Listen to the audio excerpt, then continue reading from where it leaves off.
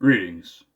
My name is Hunter Ross, and I was assigned to critically analyze Henry Thoreau's Resistance to Civil Government, or Civil Obedience. Disobedience, I mean. Now, before I get to the sources that I used, I think that it'd be best to give you a general overview.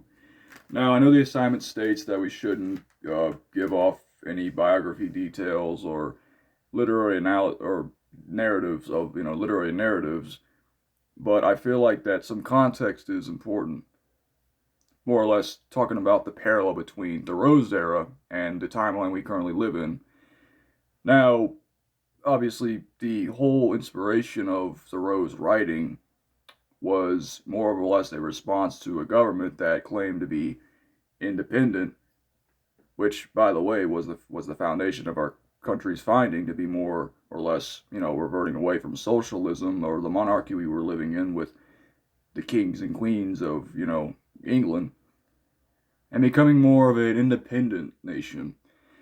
And, initially that was the case.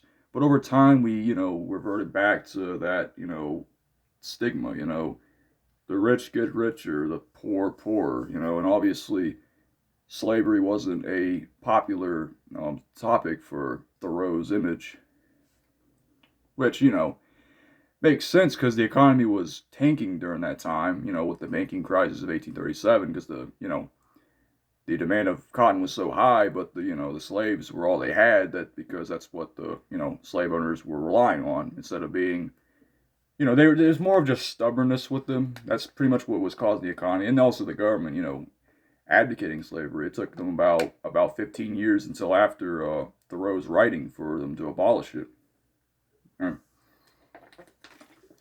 So I digress. I go to the first source. This is by Jaskowski. Now, Helen Jaskowski points out that Thoreau is pointing out a higher law and order using the Bible as their example. Now, the Bible,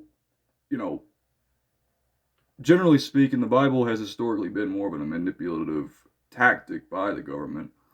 Now, if you're religious or not, it's subjective, but slave owners, they use it on their slaves to have them to manipulate them to work. And I guess the same thing she's trying to point out here is that the government, and as a nation under God, we shouldn't question the authority of a nation under God, that of the people using that advice, even if it does sound contradictory at times. She also points out historical figures later on that read Thoreau's writing, such as MLK and Gandhi, that they used Thoreau's work as motivation to implement their actions. As obviously Martin Luther King, civil rights era, changed society for African Americans, ended segregation. Now, Helen mentions that the writing being polymissal. Now, this word is a verbal piece of critical opinion on controversial topics. For example, modern politics. Now, the word choice is negative. Now, it's kind of an interesting point here because she overall has a positive perception of Thoreau. She agrees with most of his takes, but calling it negative, using such a negative connotation of a word, it kind of makes it sound like she's kind of like not agreeing with him at some points. And maybe the word choice could have been better. But that's her opinion, obviously. But overall, Helen agrees that Thoreau's philosophical views, saying that his work has been influential on following thinkers, it holds up. And I do agree with that statement. So overall, she agrees with him, and that's all I got for this source. We go to the second source. This is by Kaplan. He agreed that Thoreau's political agenda, as well, just like the previous source, influenced historical figures of the 20th century and beyond.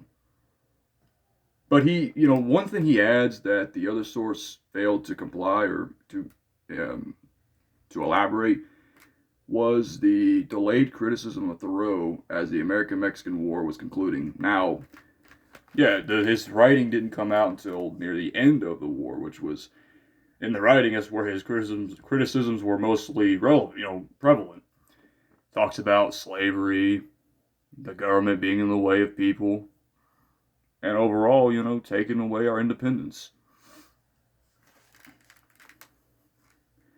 Yeah, but it makes it more unique because it adds more context than the previous source. Now, I added a quote here. I'm not going to read all of it, but I'll read a little bit. The political action called for here is not necessarily violent revolution. The existence of the people in a democratic polity is constituted by the consent of the governed.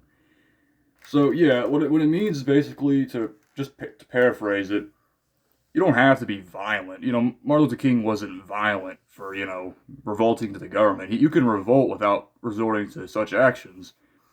And I feel like that's kind of the message that people after Thoreau kind of had with this topic. But it also, I mean to add that, but it also adds that we should be aware that the government and really society can be contradictory, human nature in general. And then we get to my criticism and opinion. Now, I'm just gonna glide through it real quick. I feel like that Thoreau's writing creates independent ideas and mindful awareness. And what I mean by that is that the idea to, not accept everything the government does, especially when it coins itself as a nation of freedom, the land of the free, or, for one, that we're all under God. I mean, we're all under authority. No one's truly in authority here, right? Yeah. But unfortunately, that gets taken away, especially in today's world, when we're all more we're more dependent on news media to make our decisions for us, and politicians to make decisions for us. Who, by the way, we put in the power, and then we complain about why the economy sucks in the first place. I personally don't vote, and I agree with Thoreau's ideology, mostly because of my experiences. I think this is more or less about experience more than fact. Now, there's facts in there, but obviously no one's going to agree with all of it because, they'll just say it's outdated, slavery is outdated. But that's not the point he's trying to make. He's trying to make the point that the government makes its own problems just so people can turn at each other's throats. You see it every day in society.